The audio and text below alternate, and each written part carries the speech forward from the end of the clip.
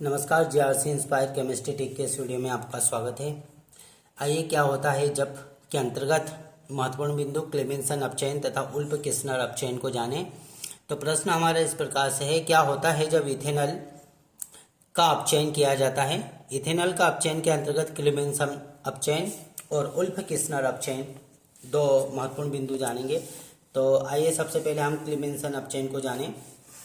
तो जब एल्डिहाइड या कीटोन को जिंक अमलगम और सांद्र HCl के साथ में गर्म किया जाता है तो कार्बोनिल समूह मेथिलीन समूह में अपचयित हो जाता है और एल्केन बनता है।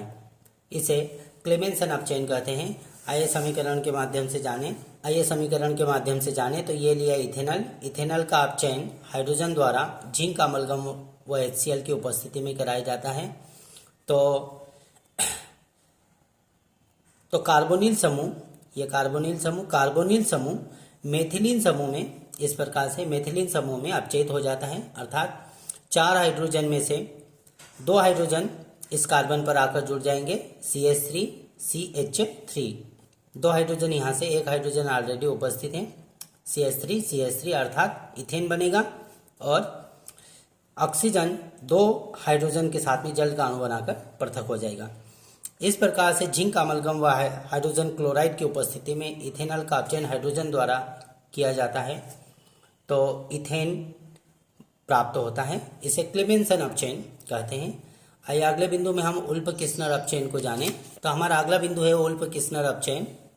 जब कार्बोनिल यौगिक जैसे एल्डिहाइड तथा कीटोन को हाइड्रोजन के साथ में प्रबल क्षारक जैसे KOH की उपस्थिति में उच्च क्वथनांक वाले विलायक जैसे इथिलीन ग्लाइकॉल के साथ में गर्म किया जाता है तो कार्बोनिल समूह मेथिलीन समूह में अपचयित हो जाता है।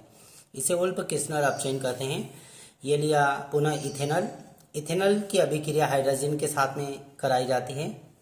तो प्रथम स्टेप में जल का अणु यहाँ से पृथक हो जाएगा।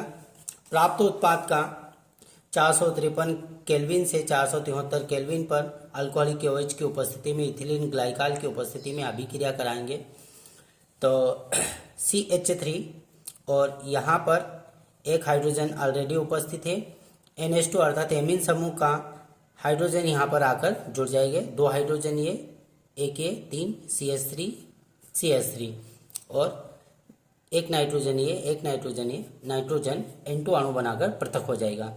इस प्रकार से इथेनॉल का अपचयन हाइड्रोजन के साथ में कराया जाता है 453 से 473 केल्विन पर अल्कोहलिक KOH की उपस्थिति में तो इथेन प्राप्त होता है। इसे उल्फ किस्नर अपचयन कहते हैं। थैंक यू, आपने इस वीडियो को अंत तक देखा और इस प्रकार से अन्य महत्वपूर्ण प्रश्नों को जानने के लिए चैनल को लाइक, सब्सक्राइब एंड शेयर कीजिए। Thank you.